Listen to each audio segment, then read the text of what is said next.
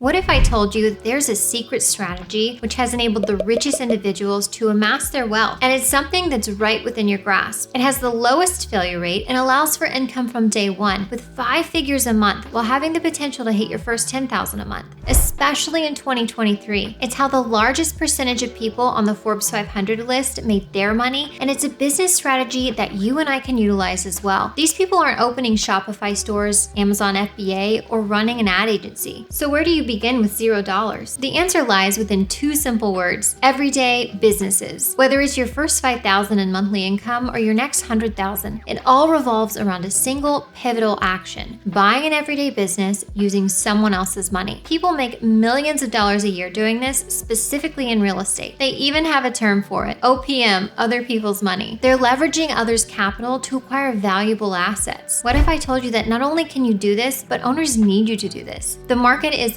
flooded with businesses for sale. There simply aren't enough buyers. It's not a hunch or a personal perspective, but an undeniable reality. By the end of this video, you'll understand how to replace your current income by buying a business. You'll gain insights into financing a business using other people's money to acquire a profitable venture. We'll dive into 4 different ways how to generate cash flow and buy everyday businesses. There's no better time to do this than 2023. And this is why. There are 75 million baby boomers with 10,000 retiring each day. The baby boomer generation accounts for 2.3 million small businesses in the United States, which cumulatively employ 25 million people. Harvard completed a case study titled "Which MBA Makes More, Consultants or Small Business Owners?" The results were interesting. We can look at an annual cash flow of $1.5 million, with the debt being half of the purchase price, $3 million, and the interest of that debt, assuming it's a 5% interest rate, is $150,000 annually. This leaves $1.35 to be split 80-20 between the investors and the CEO. The CEO's implicit annual cash flow from the carried interest is 20%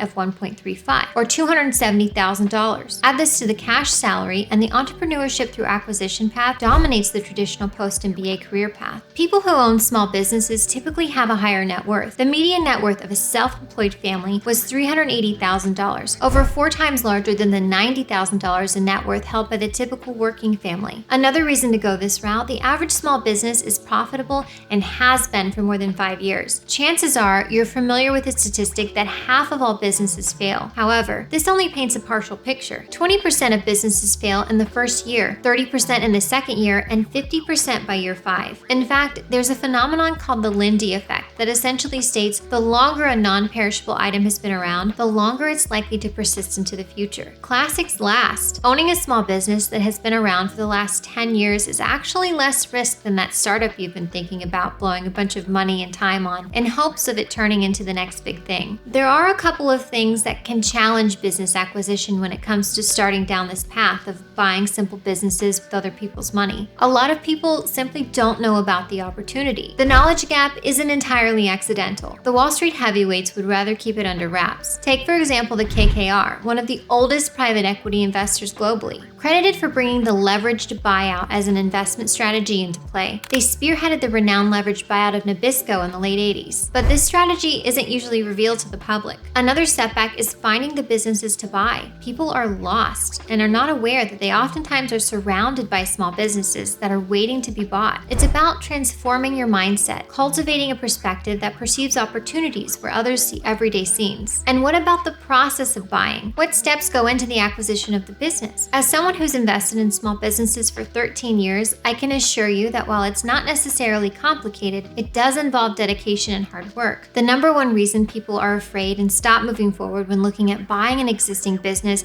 is encapsulated in a single, intimidating word: money. It's a trigger, it's polarizing, and for many, it represents the most daunting obstacle. So how do you buy a business when you have no money? A few things to keep in mind before we answer the how. First, research what market you want to enter and how you would grow that business. You also need to know how businesses in that market are valued. Often that means looking at inventory being held. Secondly, develop a comfort in interacting with business owners. Most of your dealings, be it negotiations or inquiries, will be directly with them. Remember, they often have insights insights about competition and potential upcoming opportunities in the market. A vital principle to bear in mind is to avoid buying a job. This means that the cash flow, or SDE, seller's discretionary earnings of the business, need to be substantial enough to afford to hire someone else. Investing in a business should be about gaining an asset, not acquiring another role for yourself. I learned the buying a job lesson in 2010 when I purchased restaurant equipment and started my first business. I had no idea I was about to learn some very expensive lessons that, looking back, I could have negated or curbed a lot of headache by going after a restaurant that was already in operation. Why do I say this? The hurdles I faced were multifaceted, ranging from the absence of existing infrastructure to building a customer base to setting up vendor relationships. It felt like I had bought myself a job. With the endless hours of work and little to no immediate returns, it was then when I received an invaluable piece of advice from an unexpected source. The bank manager who was handling my SBA loan. He told me, create a destination, not just another restaurant. Those words echoed in my mind, driving my decisions and shaping my strategies. Heeding his advice, I focused on crafting a unique and memorable experience for my customers. Slowly but surely, I saw my restaurant transform. It grew not just once, but 3 times over, becoming a sought-after destination. By 2014, I was the owner of a fully operational and profitable restaurant, which I then sold. If I were to relive this journey, I'd approach it differently. I would buy an existing restaurant, benefiting from its established infrastructure and existing customer base. I would meticulously review its financials, evaluate the stability and strength of vendor relationships, and scrutinize the quality and loyalty of the staff. Moreover, I would analyze the local area and its potential for business growth. This reflection doesn't come from a place of regret, but from wisdom born of experience. It's this experience that has taught me the importance of leveraging existing businesses and harnessing their potential, rather than starting from scratch. And I'm here today to pass on that knowledge to you. There are 4 main ways to buy a small business. The first is an outright cash purchase. You use all of your own money to purchase everyday businesses. You can do this if you have a lot of money lying around, but it has its cons. Even if you can afford to go this route, you may deplete your financial resources, restricting your ability to invest in other business areas or address unexpected costs. Additionally, you'll shoulder all the risk associated with the venture. The silver lining to this approach is the possibility of securing a better deal with a quicker closure due to the all-cash offer. However, considering the pros and cons, this ranks as my least favored method for business acquisition. The second method involves leveraging bank or SBA loans. These are business loans partially backed by the U.S. Small Business Administration and provided by participating lenders, typically banks. Despite their stringent lending standards, SBA loans offer flexible terms and low interest rates, making them one of the most favorable small business loans if you qualify. The government can fund up to 90% of the purchase price of a business. However, remember, it's debt, which means you are liable to repay the entire amount even if the business fails. The third way is seller financing. This is where the seller allows the buyer to pay off a portion of the price of the business over time with interest. A promissory note is drawn up outlining the terms of sale, including a schedule of payments and interest to be paid. Typical seller financing loan terms are 5 to 7 years at 8 to 10% interest. This may sound few and far between, but it makes up about 60% of all small businesses that are purchased. I know a guy, and you know him too if you watch this channel, who managed to partner with a business owner through sweat equity in 2014, becoming a 50% owner of a $330,000 a year business. Owners are looking to sell for all kinds of reasons: health issues, burnout, retirement. Earlier I mentioned the baby boomers retiring at a very high rate within the small business ownership group alone. The negotiations can take some time, but sometimes this allows for a completely free acquisition. The fourth way is raising outside capital. Friends, family, investors, these are all ways to bring in purchasing power. You have to be careful here though. This is where equity comes into play. Sometimes people give equity away in place of going into debt, but typically giving away equity is more expensive than incurring debt and should be viewed as a last resort. Forbes released an article that explained why only 20 to 30% of listed small businesses for sale sold. This means that the majority will be closed and never sold. This is something in the business world that most merger and acquisition companies pay close attention to when assessing a business for sale. The 5 Ds: dysfunction, debt, divorce, disability, and death. These can often present an opportunity for you, the aspiring owner, to take the reins of an everyday business through seller financing. When purchasing from an individual business owner in an owner finance deal, negotiation will inevitably be a part of that. It's a part of life, and realizing that there is more to it than rationality and intellect is a good starting point. We negotiate every day in our personal lives, with friends, family, even with our kids over bedtimes and snacks. Anytime there are 2 or more individuals who want different outcomes from the same situation, the New Yorker wrote an article on two men, Amos and Daniel. I'll leave their last names unbutchered. They discovered the prospect theory, a psychological theory of choice about how people evaluate their losses and acquire insight in an asymmetric way. They reveal that the majority of people actually act irrationally and unpredictably because their behavior is governed by a series of psychological mechanisms called cognitive biases. Point being, people act instinctively, emotionally, and irrationally. To negotiate more effectively, active listening is crucial. Building a rapport with the small business owner is a key element, and by demonstrating genuine engagement with what they're saying, you'll accomplish two important things. Firstly, you'll switch off your internal monologue, focusing entirely on their perspective. Secondly, you'll foster a sense of safety and trust, enabling the person you're negotiating with to be more open about their wants and needs. This transparency will provide invaluable insights that could help shape the deal. In person is always the best way to meet because perception is key. There is no way to get important, deep information through email. Virtual written communication gives people the time to reason and consciously avoid revealing too much. It also conceals voice tones and body language. You will need to be hyper aware, especially outside of formal meeting environments, when people can often be more relaxed and candid. If you're looking into acquiring an everyday business with zero down or starting your own, be sure to subscribe because knowledge truly is power. In the world of business, there are no limits, only opportunities.